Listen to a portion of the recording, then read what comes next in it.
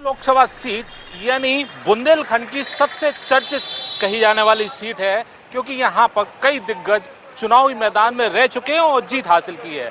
3 चुनाव की अगर बात करें तो ये पिछले 2 बार से बीजेपी के खाते हैं, और इससे पहले प्रदीप जैन आदित्य जो कि मौजूदा प्रत्याशी हैं कांग्रेस के, उन्होंने जीता था। उसके बाद 2014 में उमा भारती जो आई थी, जो केंद्रीय मंत्री बनी थी, और उन्होंने इस सीट को जीता था। उसके बाद अनुराग शर्मा जो है बीजेपी के, उन्होंने 2019 में इस सीट को जीता। उसके बाद फिर इस समय मौजूदा स्थिति में बीजेपी ने अनुराग शर्मा को ही फिर से टिकट दिया है, और प्रदीप जैन आदित्य जो कि पूर्व में केंद्रीय मंत्री और यहाँ से एक बार सांसद रह चुके हैं, और उनको टिकट उनको ऊपर भरोसा जताया है। ऐसे में झांसी की जनता क्या कहती है, हम इस समय झांसी की जनता का रुख जानने आए हैं। और यहाँ पर देख सकते हैं कि चाय की एक दुकान है, यहाँ पर कई लोग हैं चाय पीने के लिए आए हैं। सबसे पहले हम चाय वाले से ही बात करेंगे कि आखिर क्या चल रहा है।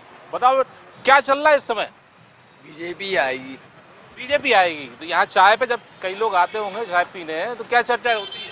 कुछ नहीं, ऐसे कुछ होता। बीजेपी आएगी। ऐसे बीजेपी आएगी, तो ये भी कह रहे हैं बीजेपी आएगी। कुछ और लोग हैं, उनसे बात करेंगे। आप बताइए भाई साहब कि क्या हो रहा है इस समय, क्या चल रहा है झांसी में? सर इस समय विकास पे लगेगी मोहर, भ्रष्टाचार पे लगेगी मोहर, बात समझ है, सनातन पे लगेगी मोहर, हिंदुस्तान पे लगेगी मोहर। तो झांसी में इस टाइम जो बोलबाला है वो आदरणीय मोदी जी का है, और जो हमारे सांसद जी हैं वो मोदी जी की आंखें हैं। उन्होंने यहाँ की बड़ी बड़ी जो समस्याएं, कैंसर से बड़ी समस्याएं हैं, रोजगार, पानी, उनको लोकसभा तक पहुँचाया है, और मोदी ने उस पर मोहर लगा के बजट पास किया है।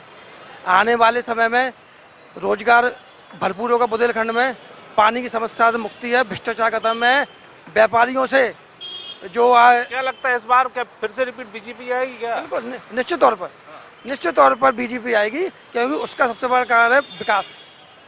जो विकास हो रहा है वो आप चारों तरफ देख सकते हैं। आप पूछे, मैं आपको सुबह से लेकर शाम तक विकास गिरा सकता हूँ। बीजेपी आएगी, भाई साहब कह रहे हैं बीजेपी आएगी, क्या लगता है आपको? बिल्कुल आएगी, और 400 पार होगी बीजेपी। जो ऐसा क्यों लगता है आपको? ऐसा इसलिए लगता है कि जो विकास देखने को मिल रहा है हमें, हमारा जैसे झांसी ही है, झांसी इस तरह विकास की ओर आगे बढ़ रहा है।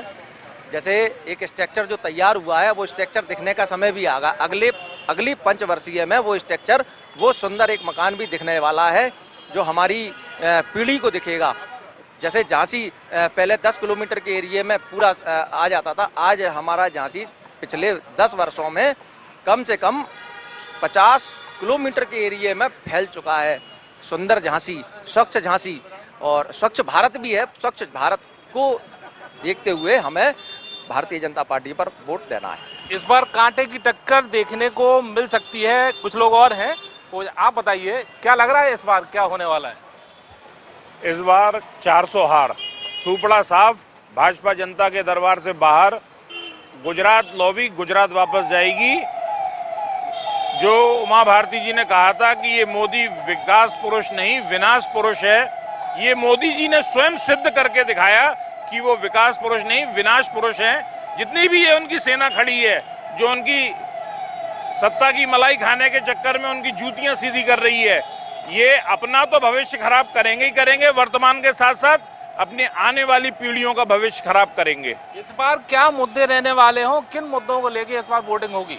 इस बार सारे मुद्दे जनता के हैं। आप देख लो 2014 में, 2019 में भारतीय जनता पार्टी मुद्दे देती थी और विपक्ष जवाब नहीं दे पाती थी। इस बार जनता ने मुद्दे दिए हैं, महंगाई, बेरोजगारी, मंदी, सारे मुद्दे जनता ने दिए हैं, और भाजपा चूल्हे झांक रही है।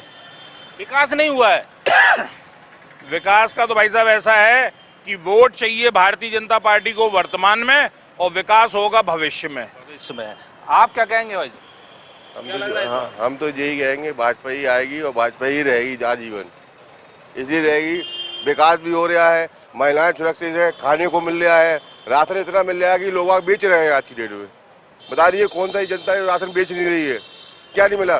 2200 मकान मिले हैं मोमडनों को, मिले कि नहीं मिले? मोमडन देखो सारे 2200 मकान दिए हैं मोदी सरकार ने। मोदी सरकार कहाँ से गलत है? महंगाई है, 1 नंबर का काम कर रहा है, 2 नंबर वालों को इससे नुकसान हो रहा है।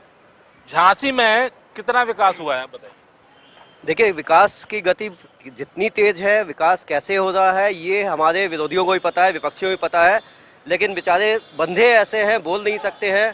दिखाई दे रहा है लेकिन देख नहीं सकते हैं।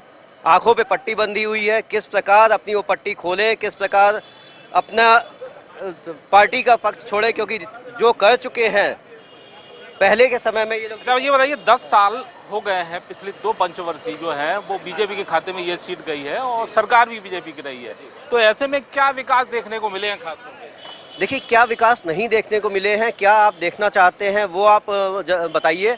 सड़कें नहीं बनी है, महिला सुरक्षा पे काम नहीं हुआ है, देश की आर्थिक स्थिति नहीं सुधरी है। किस हिसाब से आपको ये लगता है कि विकास कार्य नहीं हुए हैं? पिछले 10 साल में 70 साल के रुके हुए विकास कार्यों को पूरा किया गया है। IITs की संख्या 4 गुना बढ़ गई है। मेडिकल कॉलेजेस, आज दतिया जैसे छोटे से शहर में मेडिकल कॉलेज बन गया है। झांसी में मेडिकल कॉलेज का विकास हुआ है। नए बेड, सैकड़ों बेडों का नए सेक्शन बनाए गए हैं। इसके अलावा स्वास्थ्य से लेके, शिक्षा से लेके और सभी क्षेत्रों में विकास कार्य लगातार हो रहे हैं। 10 साल में एक सरकार जितना काम कर सकती थी उससे कई गुना ज्यादा मोदी सरकार ने। जी बिल्कुल, आप बताइए क्या लग रहा है इस बार कुछ आएगा बदलाव? बदलाव तो सरकार आ रही है। 4 चरणों में जो चुनाव हुए हैं पूर्ण बहुमत से चुका है।